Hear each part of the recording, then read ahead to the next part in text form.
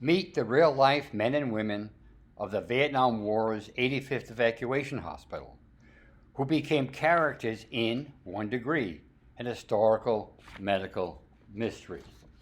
I'm Gus Kapler. I served as a trauma surgeon at the 85th Evacuation Hospital in Vietnam. I dealt with my PTS by repeating stories of my Vietnam experiences. In 2015, I compiled them into a well-received memoir, Welcome Home from Vietnam Finally. I published One Degree, an historical medical history, in 2020.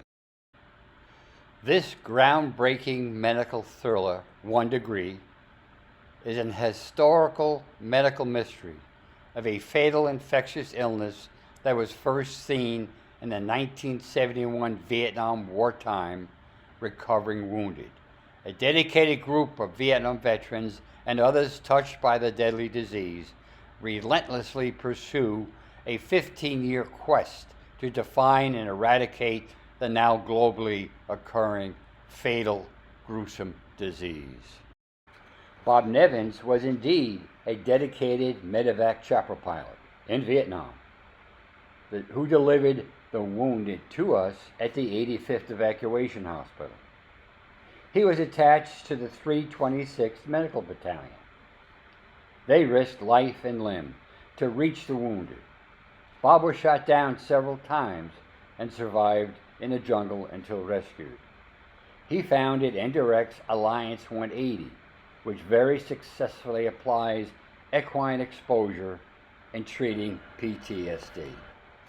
In One Degree, Dwayne Wall guides Private Burroughs from the 85th helipad into the ED. At the 85th, he shadowed and questioned me incessantly about patient care. I just had to dub him Question Man. He agreed to wear defining scrub shirts. That's him pushing the gurney. His love, care, and commitment to the wounded eased their hell. Yes, he is still Question Man. Marilyn's duties were the same in One Degree and at the 85th Evacuation.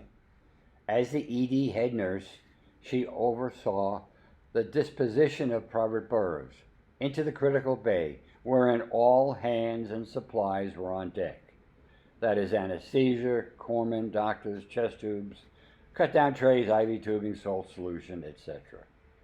Compare to protective revetments that absorb rocket fragments and the hospital buildings.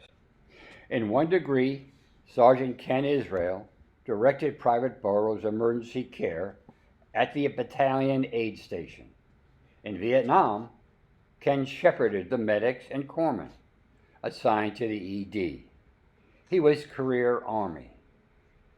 The first doctor to evaluate Richard is Stan Rosenberg. He was an OJT anesthesiologist at the 85th. To survive, the airway must be secured. Stan continued in that field back home. He married Carol, an 85th medical ward nurse. Meet the 85th Evac's 6 young surgeons. If a wounded grunt made it alive to our ED, he had a 95% chance to survive his wounds. Despite serving honorably, the extremely toxic dioxin in the herbicide Agent Orange poisoned us. Joe Patton died from Parkinson's, and Mel Abin died from acute leukemia. Colon cancer, melanoma, and now chronic lymphocytic leukemia are the author's reward. From One Degree, the thought of returning to his beloved young wife, Connie, was the force that kept him going. She is my rock. I'll keep it together for her, he often repeated. At the 85th Evac in Vietnam, Mike was an excellent OR tech.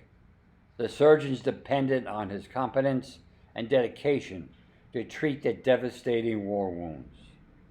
He scrubbed with me on my most difficult challenge, a hemicorporectomy. Mike lost Connie several years ago. I shared an experience with these men and women of the 85th Evacuation Hospital that no one should endure.